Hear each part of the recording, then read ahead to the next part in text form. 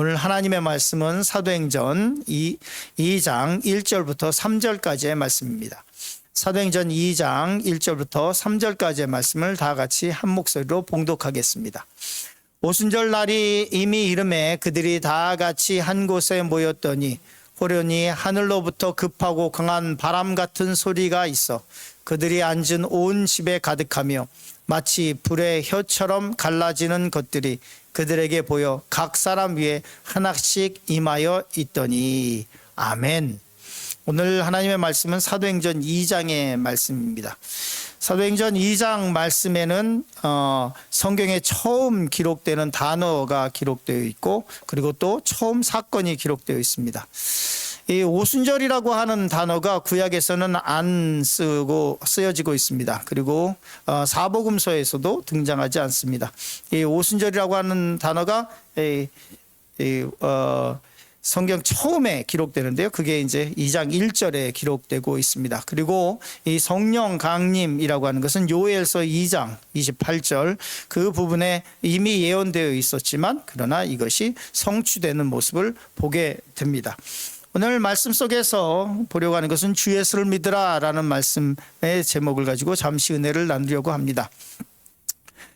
사도행전 2장 1절에 처음 말씀드린 것처럼 오순절이라는 단어가 처음 등장하게 됩니다. 신학교에서 학생들을 가르칠 때 제가 종종 쓰던 농담이 있습니다. 너희들이 만약에 오순절이라고 하는 단어를 사복음서나 구약에서 찾으면 내가 평생 동안 점심 사줄게. 막 이랬더니 애들이 진짜요? 막 이러고 이렇게 시작을 하던 모습이 생각이 납니다. 오순절 날이라고 하는 오순절은 6월절을 기준으로 해서 모든 이스라엘의 절기는 6월절이니까요. 6월절이니까 6월절을 기준으로 해서 오순절 열순자를 썼으니까요. 50일이 지났다는 얘기입니다. 이 오순절은 그러면 처음 있는 절기냐? 그렇지는 않습니다. 구약에서는 어떻게 쓰였냐면 처음에는 구약에서는 77절 오순절을 지나서 7주간이 7일 동안 이제 한 주간이 7번 지나서 49일 그리고 지나면 이제 오순절이니까요. 77절로 쓰였습니다. 출애굽기 34장 22절, 신명기 16장 10절에 77절이라고 소개되고 있습니다. 그리고 이 77절은 맥추절이라고도 쓰입니다. 출애굽기 23장 16절이죠. 그리고 이 맥추절은 또 첫 번째 6월절이 1월 1일이기 때문에 첫 번에 거둬들인 수확을 거둬들인 감사로 드리기 때문에 초실절이라고 부르기도 합니다. 유대교회는 구약에는 3대 절기가 있죠. 6월절이 있고 이 77절, 맥추절, 초실절 다 같은 말입니다. 77절, 맥추절, 초실절이 있고 그리고 장막절 이 3대 절기가 있습니다. 이때는 성인 남자는 무조건 예루살렘에 와서 제사를 드려야 된다 이렇게 기록되어 있죠. 그리고 출애굽한 이후에는 이 절기가 뭐냐면 율법절입니다. 즉 다시 말해서 출애굽하고 50일쯤 지났을 때 모세가 시내산에서 이 율법을 받았습니다. 그러니까 이 77절, 맥추절, 초실절 율법절이 같은 때인데 참으로 이 절기가 좀 은혜로운 것은 뭐냐면 구약에서는 이 오순절에 신약에서 얘기하는 오순절에 하나님께서 이스라엘 백성에게 또 우리에게 율법을 주셨습니다. 근데 신약 시대에서는 성령을 주셨습니다. 아주 굉장히 의미 있는 절기죠. 그래서 같은 절기입니다. 77절, 맥추절, 초실절이 율법절 그리고 오순절 이것이 다 같은 절기인데 기억하시기 방송을 통해서 말씀을 듣는 분이 있다면 기억하시기 원하는 것은 구약에서는 하나님께서 율법을 허락하셨는데 신약에서는 성령을 주신 절기다라는 것을 기억하셨으면 좋겠습니다. 첫 번째로 소멸하는 물 성령에 대해서 말씀을 나누려고 합니다. 성령이 임했을 때의 모습을 이렇게 말씀하고 있습니다. 사도행전 2장 3절에서 4절 이렇게 말씀하고 있습니다. 마치 불의 혀처럼 갈라지는 것들이 그들에게 보여 각 사람 위에 하나씩 임하여 있더니 그들이 다 성령의 충만함을 받고 성령이 말하게 하심을 따라 다른 언어들로 말하기를 시작하니라. 오늘 말씀 보면 첫 번째로 불의 혀같이 갈라지는 모습으로 성령이 임했다라고 얘기를 합니다. 성경에서는 하나님을 또 성령을 뭐라고 얘기하냐면 소멸하는 불이라고 말씀하고 있습니다. 성령이 우리에게 임하시면 그 어떤 죄도 소멸하십니다. 그 어떤 우리 가운데 있었던 부정적인 것들과 그리고 우리 가운데 있었던 하나님께 나아가지 못하게 하는 것을 소멸하십니다. 사단의 권세를 소멸하고 우리를 억누르게 했었던 것들을 소멸하게 합니다. 겁과 두려움을 소멸시키고, 그래서 제자들이 예수님을 믿고 있었지만 예수님을 알고 있었습니다. 3년 반 동안 쫓아다녔고 예수 그리스도를 메시아 주라고 고백했습니다. 그러나 성령 받지 못했을 때 그들에게는 죽음에 대한 두려움이 더 컸습니다. 그렇기 때문에 예수님이 고난을 받으실 때, 십자가를 지러 가실 때 다 도망갔습니다. 그러나 성령을 받고 나서는 이 두려움이 일순간에 사라지게 되는 것을 보게 됩니다. 성령은 무엇이냐? 소멸하는 불, 소멸하는 불, 우리의 죄와 우리의 과거에 있었던 죄와 또 현재에 있을 죄와 과거에 있었던 나의 실패와 아니면 내가 생각하고 싶지 않았던 그 모든 기억과 트라우마와 하나님께로 나아가지 못하게 하는 발목을 잡고 있는 그 어떤 것이라도 성령이 우리에게 임하시면 소멸하는 불로 그 모든 것을 다 태워버린다는 것을 기억해야 할 것입니다. 성령께서는 불의 혀와 같이 갈라지는 힘과 능력으로 우리에게 임하시며 우리에게 임하셨을 때 우리에게는 새로운 힘을 얻게 됩니다. 사도행전 1장 8절에 말씀하시는 성령이 너에게 임하시면 너희가 권능을 받고 라고 할 때 이 권능은 두나미스라고 말씀드렸습니다. 두나미스, 이 단어는 지금 현대에선 다이너마이트로 쓰고 있는 그 단어의 원어가 됐습니다. 성령이 우리에게 임하시면 다이너마이트 같은 폭발력으로 우리에게 권능으로 임하시는 것을 기억해야 할 것입니다. 또한 이 두 번째 기억하려고 하는 것은 불의 혀처럼 갈라지는 것이 그들에게 보여 각 사람 위에 임했다라고 말씀하고 있습니다. 오늘 말씀에 보면 성령이 집단적으로 임하는 것을 볼 수 있습니다. 120명 정도가 모였죠. 이 120명은 어제 말씀을 통해서 봤지만 어마어마한 사람들이 모여 있었습니다. 예수님의 제자들이 모여 있었습니다. 예수님의 어머님이 모여 있었습니다. 그리고 예수님의 형제들이 모여 있었습니다. 그 형제들은 이 유다서를 쓰고 그리고 야고보서를 쓴 친형제들도 모여 있었습니다. 그 사람들 120명 정도 모인 사람들에게 성령이 일순간에 임했습니다.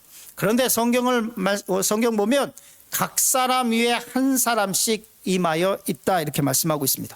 성령이 집단적으로 임한 것뿐만 아니라 각 사람, 개별적인 사람들에게 임했다라고 말씀하고 있습니다.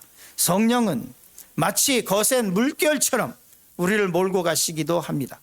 그러나 성령은 인격적으로 우리 각 사람을 만나시기 원하시고 하나님은 각 사람에게 성령을 부어주시기 원하신다는 것을 잃어버리면 안 됩니다. 오순절 사건은 집단적으로 성령이 임한 것뿐만 아니라 개별적으로 각 사람에게 임했다는 것을 기억하면서 성령의 충만함이 우리 가운데 각 사람에게 임해야 함을 기억해야 할 것입니다.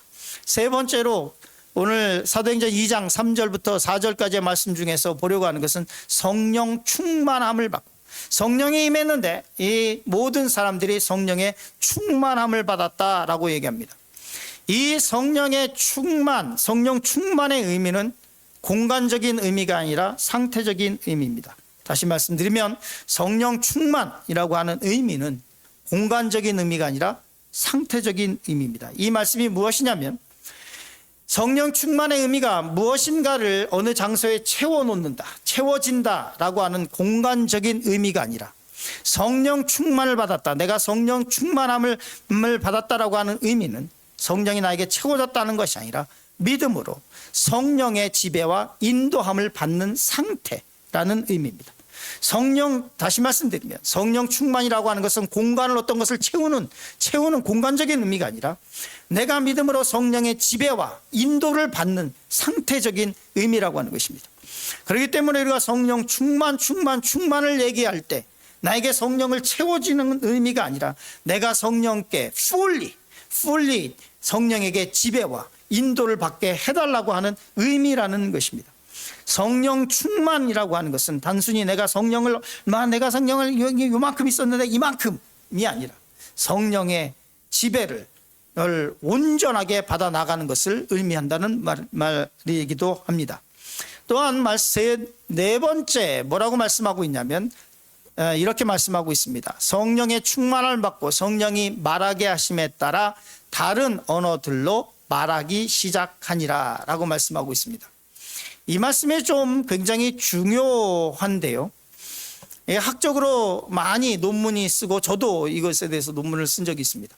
우리 각 사람이 난 곳 방언으로 듣게 되는 것이 어찌 됨이냐라고 성경에 기록하고 있는데, 그 당시에 오순절, 이게 3대 절기 중에 하나였으니까요. 그러니까 많은 사람, 뒤에 보면 경건한 유대인들이 와 있었다 이렇게 성경은 기록하고 있는데요.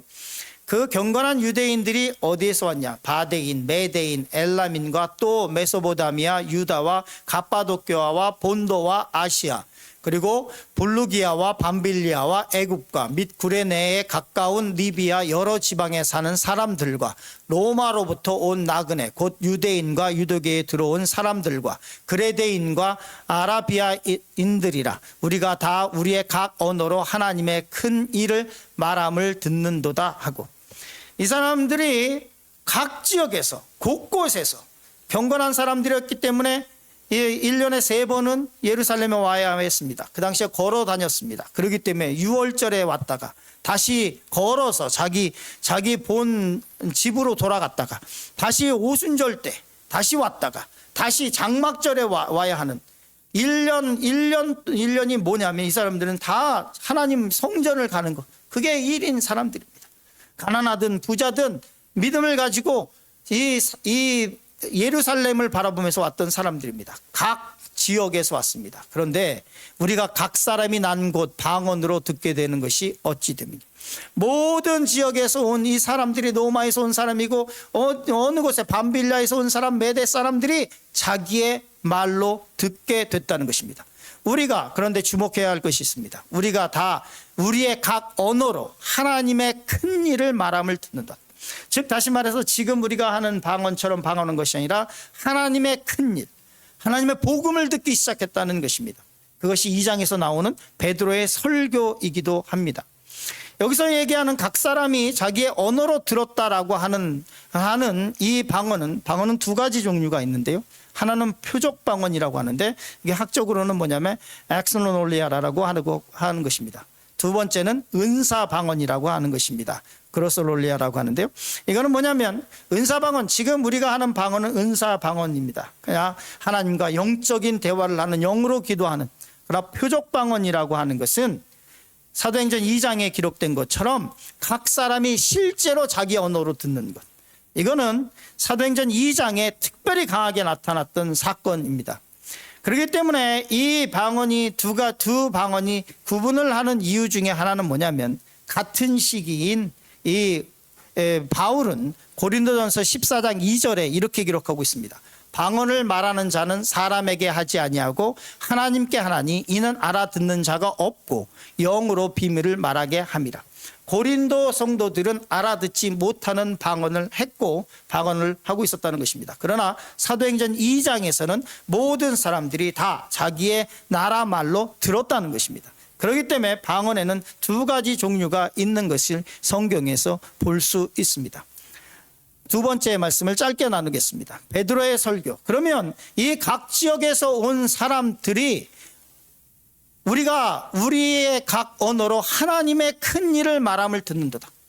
하나님의 큰 일, 어떤 일을 듣고 있었냐? 사도행전 2장에는 처음 설교가 등장합니다. 이건 사복음서 안에는 예수님께서 말씀을 증거하시죠. 예수님만이 천국 복음을 증거합니다. 그러나 성령 받고 나서 처음으로 예수님이 아닌 베드로가 설교하는 장면이 제자들의 첫 설교, 즉 예수님이 아닌 사람이 설교하는 첫 설교가 사도행전 2장에 등장을 합니다. 베드로의 설교가 시작할 때 사도행전 2장 14절에 이렇게 말씀하고 있습니다. 베드로가 열왕서로와 함께 서서 소리를 높여 이르되, 베드로가 일어섰습니다. 유대인들과 예루살렘에 사는 모든 사람들아, 이 일로 너희로 알게 할 것이니 내 말에 귀를 기울이라. 그리고 이제 설교를 시작합니다.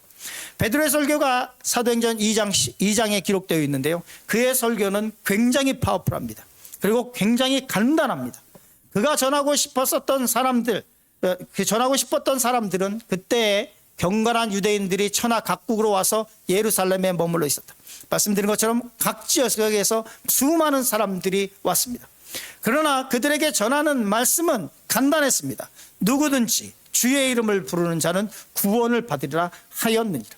베드로의 설교는 길지도 않았고 그냥 무슨 이런 것들을 막 어떤 때 보면 어떤 설교를 듣다 보면 지금 내가 세미나에 와 있는 건가 아닌가 이런 구분을 하기 힘든 때도 있습니다. 세상 지식을 갖다가 다 넣는 것도 아니고 베드로의 설교는 간단했습니다. 누구든지 주의 이름을 부르는 자는 구원을 받으리라. 이 진리는 지금도 동일합니다. 누구든지 예수 그리스도를 믿으면 사망에서 생명으로 옮길 것입니다. 사도행전 2장 24절에 이렇게 계속해서 말씀하고 있습니다.